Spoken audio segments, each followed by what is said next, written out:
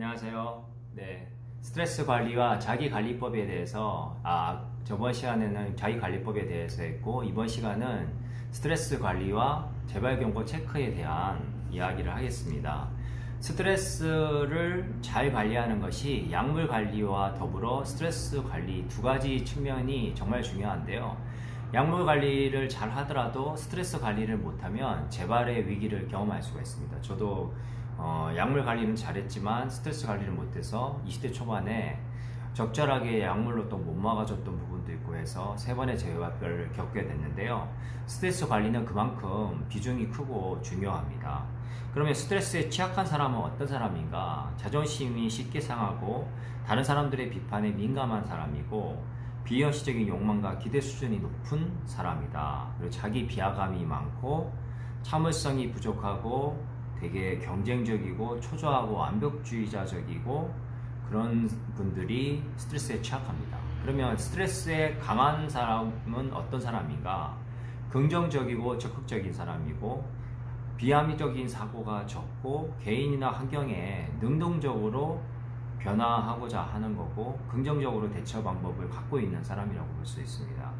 저도 이제 20대 초반에는 스트레스 관리를 잘 못해서 작은 것에 또 예민하고 남들이 던진 작은 말이나 행동들에 상처를 받고 스트레스를 받고 또 잠을 못 자고 그 정도까지 예민했었는데요.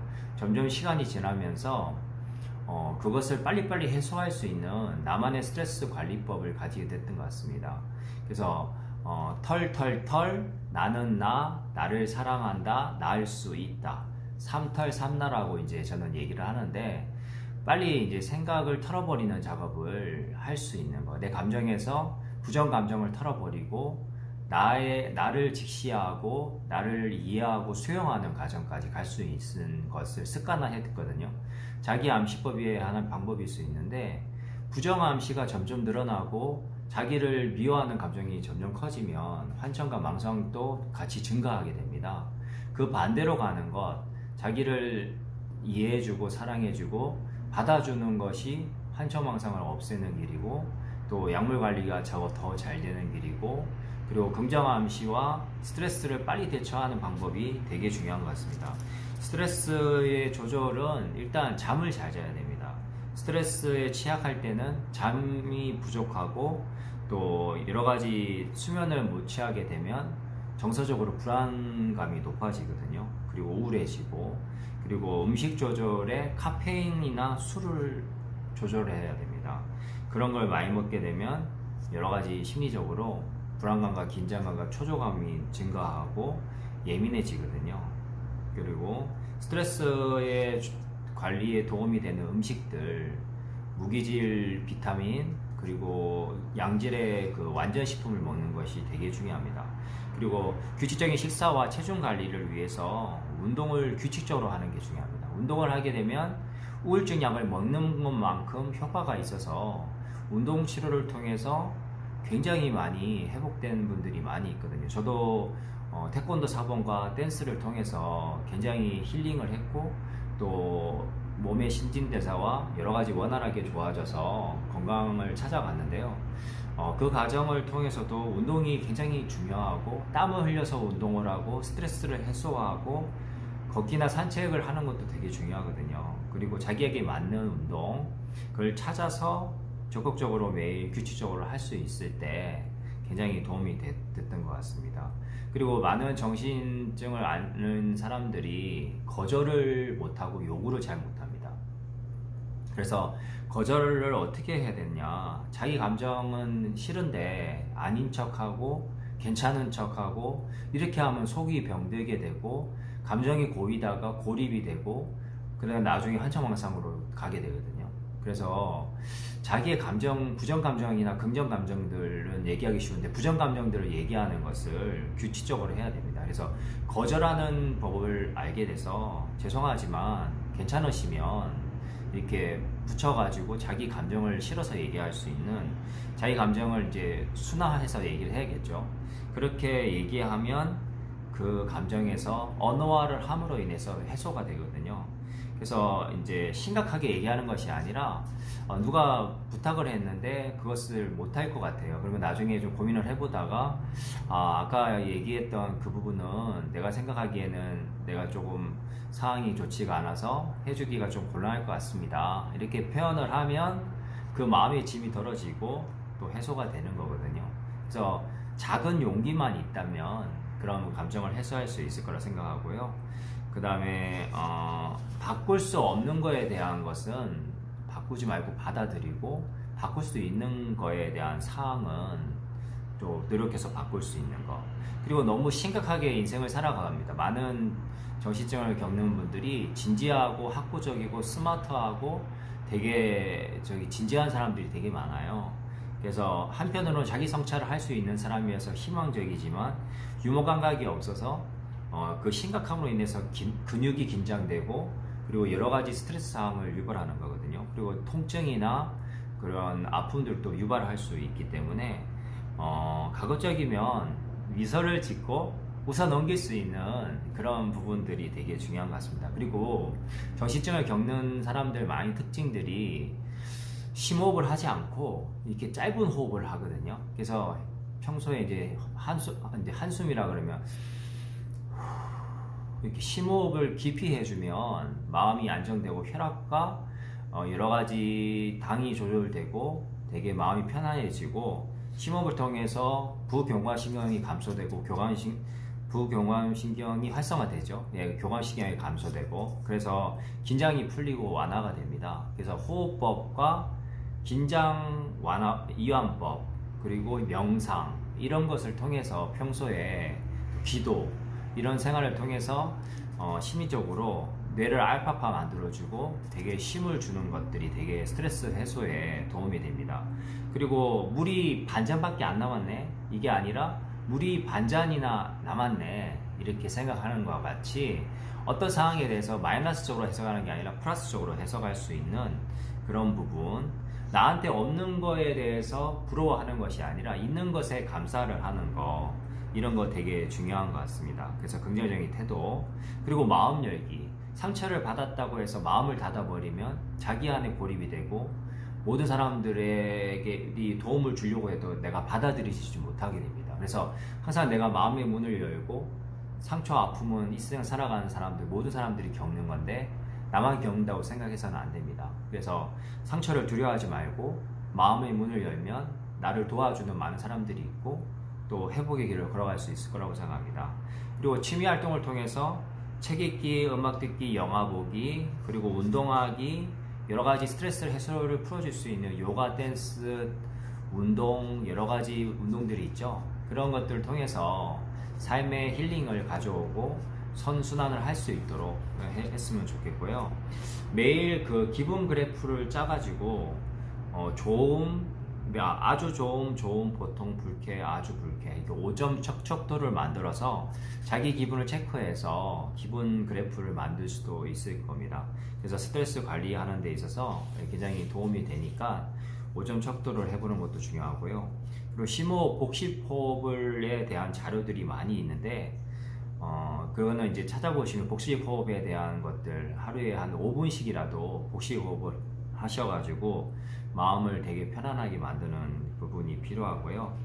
또 이완훈련은 몸에 힘을 줬다 뺐다, 오른팔에 힘을 줬다가 이제 말로써 이제 표현을 하는 거죠. 오른손이 무거워진다, 점점 무거워진다, 그리고 또 점점 가벼워진다, 이렇게 암시를 주고 눈을 감고 호흡을 하면서 하게 되면 몸이 되게 편안해지는 걸 느끼게 됩니다. 명상훈련은 내가 좋아하는 상황에 가서 이렇게 활동하는 것을 생각하는 거예요. 바닷가를 가거나 산을 가거나 그런 곳을 걸어가고 있으면서 사랑하는 사람들과 가족들과 함께하는 것을 이렇게 생각을 하게 되면 실제로 뇌에서 알파파가 나오고 편안한 상태가 된다고 합니다. 저도 가끔씩 하고 있는데요. 도움이 많이 되고요. 네. 그리고 만약에 이제 어떤 사람이 지나가다가 갑자기 웃었어요.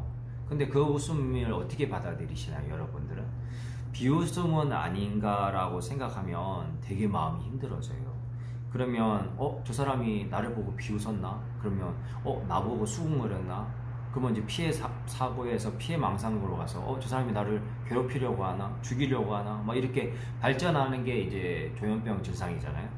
그런데 이제 그게 아니라 남들이 이제 비웃거나 느껴지는 것 같은 상황이 있으면 이렇게 해석을 해보는 거죠. 저 사람이 웃는 걸 보니까 자기가 뭐 즐거운 일이 있는 것 같다, 재밌는 일이 있는 것 같다. 그리고 저는 이제 저 할 일을 하게 되는 거죠. 그리고 만약에 이런 상황들이 연출이 될 때 다른 상황으로 여러 가지 방법들을 생각을 해보는 거예요. 그러면 융통성을 기르면 이 고지식함에서 벗어나서 정신증이 회복이 되는 부분이 있습니다. 그래서 생각을 좀 폭을 넓게 하면 내가 생각하는 생각이 꼭 맞지는 않다. 남들이 생각하는 것은 상황이나 여러 가지 현상이나 외부 문제도 있고 내부 문제도 있기 때문에 여러 가지를 생각하면 융통성 있게 생각할 수 있을 거라고 생각합니다. 그러면 질병으로 고립되는 것도 막을 수 있고 여러 방법이 있을 줄 압니다. 예. 부정적인 생각을 관리하는 거, 그리고 이제 긍정적으로 바꾸는 것도 중요하고 인지행동적으로, 아니면 그것을 만약에 누가 나한테 뭐 꾸중하거나 지적질 했을 때 왜 그런 말을 했을까, 그 사람 말이 다 맞지는 않지만 어떤 부분에서는 내가 배울 점이 있겠구나, 이 조언과 충고를 내 배움의 도구로 써야겠다, 이렇게 생각하면 큰 발전이 될 수 있는 거거든요. 저도 일을 하다가 직장 상사나 또 같이 일했던 동료하고도 트러블이 나서 저한테 지적질하고 조언을 지나치게 했던 경우도 있었는데, 처음에는 굉장히 듣기 싫고 기분이 나빴는데 나중에 지나고 보니까 나를 정말 생각해서 내 발전의 도구로 사용할 수 있더라고요. 그래서 그것을 보고 배우고 고치고 하다 보니까 직장 생활을 더 원활하게 할 수 있었고 인간관계에 더 소통을 잘 할 수 있었던 것 같습니다. 그리고 자기 의사 표현하기, 아까 말했지만 요구하고 부탁하는 거를 잘 못해요. 그런 부분들을 좀 더 적극적으로 할 수 있게끔, 괜찮으시면 이것 좀 도와주시겠습니까? 이것 좀 할 수 있게 좀 배려 좀 부탁드립니다. 이걸 해주셔서 감사합니다. 뭐 이렇게 자기의 표현을 써서 언어를 표현하다 보면 스스로 또 이렇게 하고 또 부탁을 하고 연습을 하다 보면 스트레스 관리하는 데 도움이 많이 될 거라고 생각합니다. 네, 여러 가지가 있는데, 그러면 이제 재발 위기의 대처법에 대해서 재발 경고 체크에 대해서 하겠습니다. 가장 기존 틀은 갖고 있는데요. 재발 경고 체크의 특징은 내가 최근에 행동하는 것이 좀 변화되었다. 그리고 가족들도 변화됐다는 걸 느낀다. 과거와 발병했을 때 비슷한 증상들이 보인다. 이런 거가 나타나는데, 일단 뭐 수면이 변화가 되고 밤낮이 바뀐다거나, 식욕의 변화, 사람 만나기를 거부하게 된다거나, 소리에 더 예민해지거나, 감정 변화가 더 극적으로 된다거나, 너무 좋아졌다 나빠졌다, 화가 났다, 그 위생관리가 안 되거나, 통증을 자주 경험하거나, 그리고 뭐 욕구가 너무 자주 올라오거나, 또 신경질적으로 보이거나, 예민 짜증나고 집중하기가 어렵거나, 이런 증상들이 보이고 잠을 잘 못 자요. 안전부전 못하고 기억력도 떨어진 것 같고 우울해지고 사람 만나기도 싫고, 그리고 헛것이나 헛소리를 듣는 느낌이 들고 무가치함을 느끼게 되고, 좀 악몽을 자주 꾸게 되거나 좀 공격적으로 바뀌고, 괜히 화가 나고 두통, 치통, 통증을 자주 호소하게 되고, 또 술을 너무 많이 마신다거나, 이런 증상이 보이면 3일 이내로 외래 치료를 가서 도움을 받으세요. 그러면 얘기를 하면 약물을 증량해주고, 거기에 대해서 또 몸을 또 쉬어주고 활동을 줄이면 3일 이내에 다 잡힙니다.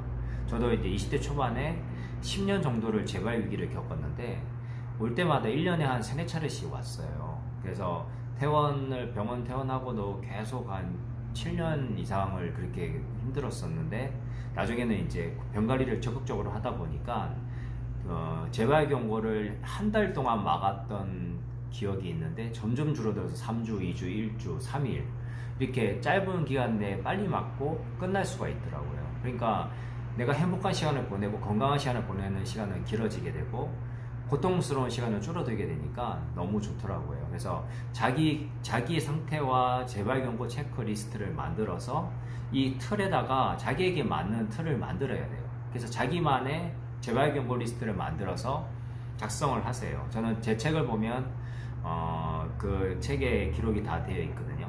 저는 저만의 그런 재발견고 리스트를 만들었거든요.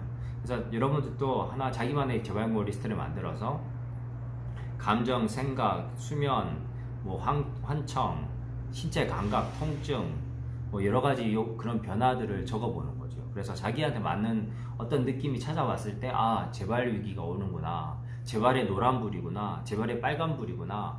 이거 감각이 있을 때 미리 병을 관리하고 예방할 수가 있는 거죠. 그래서 3일 이내에 약물 투여하고 적극적으로 대처를 하고 잘 쉬어주고 마음의 생각을 끊어버리고 혼자만의 시간을 좀 가지다 보면 금방 또 회복이 돼서 일상생활로 돌아가게 됩니다. 그래서 병원에 입원하지 않고 생활할 수 있는 방법이 반드시 있으니까 재발견고 리스트를 꼭 만들어서 이렇게 생활을 했으면 좋겠습니다. 네, 오늘 이거 또 저기 스트레스 관리와 재발견고 체크에 대한 강의를 했습니다. 감사합니다.